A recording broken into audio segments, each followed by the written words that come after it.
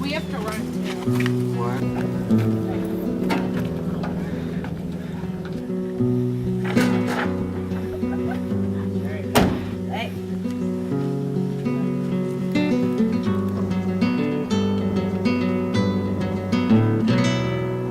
What does God want from us? And what does it mean to be his follower? There was a time when people thought God wanted animal sacrifices from them. They would punish themselves by wearing sackcloth and scratching material and smearing themselves with ashes. And they did this to show their love for God. At one point, the people asked Micah, "How many animals do I need to sacrifice to be right with God? And what do I need to do to impress God?" His answer surprised them. He said that they were on the right path with sacrifices, but the ones they were making were meaningless. Instead, he answers with 3 simple principles that define what God actually wants from us.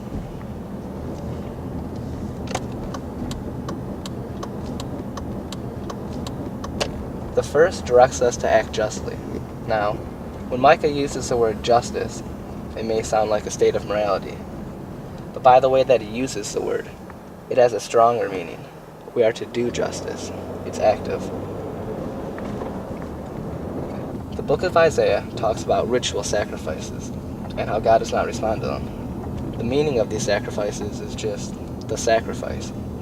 The kinds of sacrifices that God is looking for have true meaning. It could be giving up your coat to someone who needs it more, being a friend to the lonely, or sharing your food with the hungry.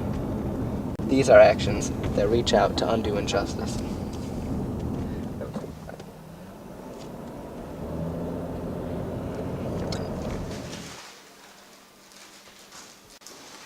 I've thought about the people that I'm making these for. At some point in their life, things took a turn for the worse. I would put them into 2 groups of people. There's the one group that has done nothing wrong, but due to mental illness, medical bills, or job cutbacks, they've ended up needing help. And then there's the other group. They're in the same bad situation and have been given every opportunity to pull themselves out. These are the ones that have wasted the chances that God has given them to lead a better life. Do these people deserve our help too? And how does God want me to love these people? How does God want me to love all people?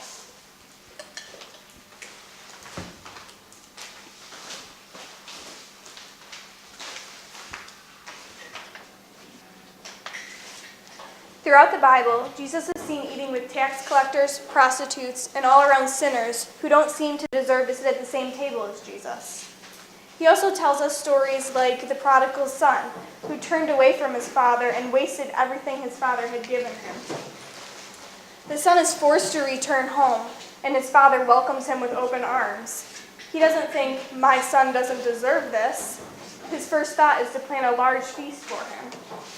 Likewise, Jesus doesn't think, "These people don't deserve my company."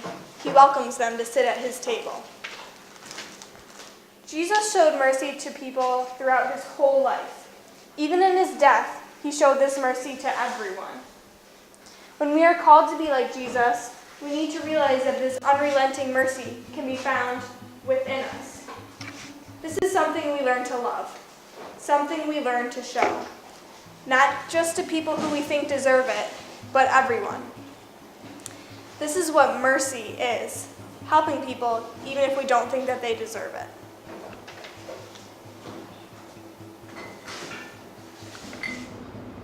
Where does God want me to be? Is it in church every week, going to Sunday school and giving my pledges? If I'm to be a follower of God and to walk with him humbly, maybe the question I should be asking is, where is God? Back around the yellow shirt. Okay.